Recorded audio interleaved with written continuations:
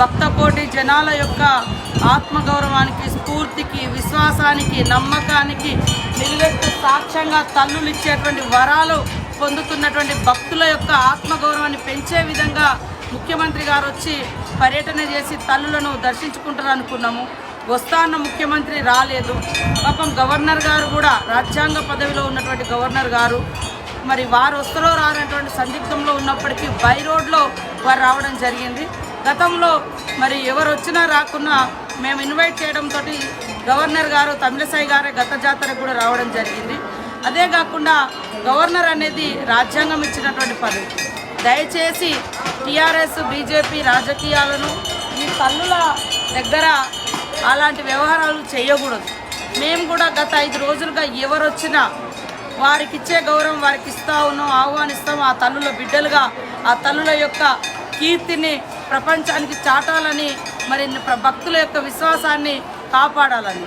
కానీ నిన్న గవర్నర్ గారు వస్తుంటే లోకల్గా మంత్రులు లేరు, అదేవిధంగా తల్లులను పంపించేటప్పుడు కూడా అందుబాటులో ఎవరు లేరు.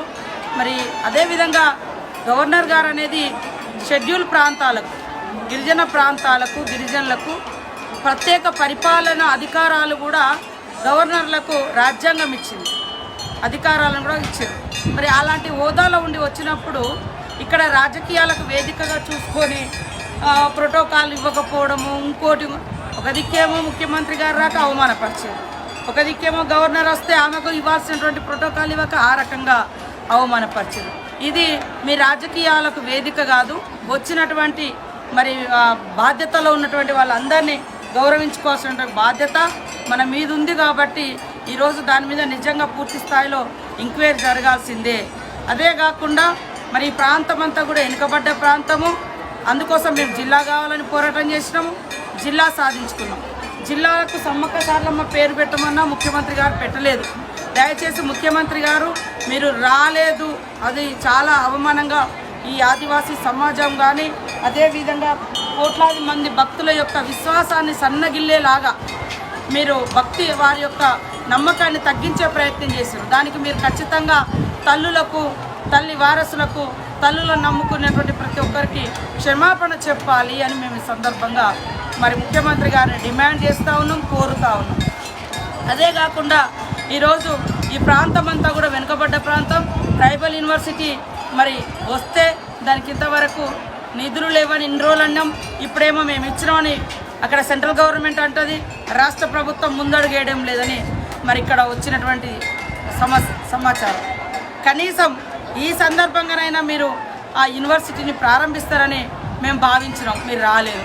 మీరు వస్తే కనీసం మాకు మెడికల్ కాలేజీ కూడా మేము డిమాండ్ చేద్దాము, అడుగుదాము. ముఖ్యమంత్రి గారు ఇంత దూరం వస్తున్నారు కాబట్టి ఎప్పుడు జ్వరాలు వచ్చినా ఏజెన్సీ ప్రాంతాలు, అటవీ ప్రాంతాల ప్రజలు విపరీతమైనటువంటి అనారోగ్యాల పాలవుతుంటారు. ఇలాంటి ప్రాంతాలలోనే మెడికల్ కాలేజీలు ఉండాలి, నర్సింగ్ కాలేజీలు ఉండాలి అనేటువంటి డిమాండ్ కూడా మాకు ఉంది. దాన్ని కూడా మీరు వస్తే నెరవేరుస్తారేమో, హామీ ఇస్తారేమో, మాకు అమలు చేస్తారేమో అని ఆశించినాం. కానీ మీరు రాలేదు. ఇప్పటికైనా ఆ మెడికల్ యూనివర్సిటీకి మెడికల్ కాలేజ్ ఏర్పాటు చేసి అదేవిధంగా ఆ తల్లుల పేరు ములుగు జిల్లాకు మెడికల్ కాలేజీకి ఆ తల్లుల పేరు పెట్టే విధంగా పెట్టైనా ప్రాయశ్చిత్తం చేసుకోండి అని మేము అడుగుతా ఉన్నాం.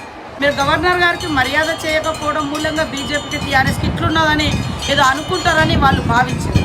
అది ఇక్కడ కాదు. ఇట్లాంటివి మీరు ఢిల్లీ పోతే ఎంత స్వేచ్ఛగా, హ్యాపీగా ప్రధానమంత్రితో, మంత్రులతో ఎట్లుంటారో మాకు అందరూ తెలుసు. గల్లీలోకి వచ్చి గొడవలు పెట్టిస్తున్నారని కూడా రాష్ట్ర ప్రజలందరికీ తెలుసు. కానీ దేవుడు ముంగడ కూడా రాజ్యాంగ పదవి ఉన్నటువంటి గవర్నర్ గారిని మరి అఫీషియల్స్ కూడా లేకుండా పాపం ఆఫీసర్ల మీద కూడా ఈ ఒత్తిడి లేదు. ఆఫీసర్లు ఎందుకు మరి ఎస్కేప్ అయ్యారు, ఎందుకు రాలేదు అనేది కూడా మేము అడుగుతా ఉన్నాం. ఖచ్చితంగా మా చెంతకు, మా తల్లుల చెంతకు ఎవరు వచ్చినా గొప్ప గౌరవం, ముఖ్యమంత్రి గారు వచ్చినా, గవర్నర్ వచ్చినా, ప్రధానమంత్రి వచ్చినా, ఎవరు వచ్చినా మేము గౌరవించుకోవాల్సిన బాధ్యత. తద్వారా మా దేవుళ్ళను వాళ్ళకు దర్శనం చేయించే బాధ్యత మాకుంది.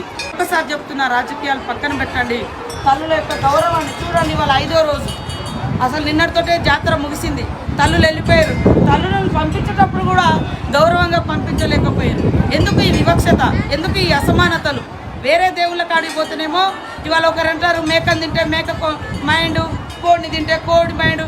ఇవాళ అసమానతలు, అంతరాలు, భిన్నత్వము అన్నీ కలగలిపినటువంటి భారతదేశం.